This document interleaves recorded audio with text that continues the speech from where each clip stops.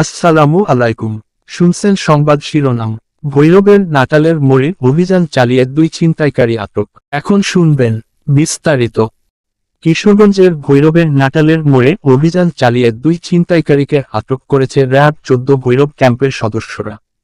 ভৈরব ক্যাম্পের একটি অভিযানিক দল শনিবার সকাল 10টার সময় শহরের নাটালের মোড় এলাকায় একটি বিশেষ অভিযান পরিচালনা করে ছিনতাইকারী জুনায়েদ জোবায়েদকে আটক করে।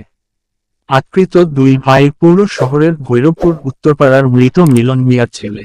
এ সময় তাদের হেফাজতে ছিনতাইয়ের 4টি অ্যান্ড্রয়েড মোবাইল ফোন ও নগদ 1680 টাকা উদ্ধারপূর্বক জব্দ করা হয়। এই ঘটনায় সংশ্লিষ্ট থানায় মামলা দায়ের পূর্বক ধৃত আসামিদেরকে আলামতসহ হস্তান্তর করা হয়েছে।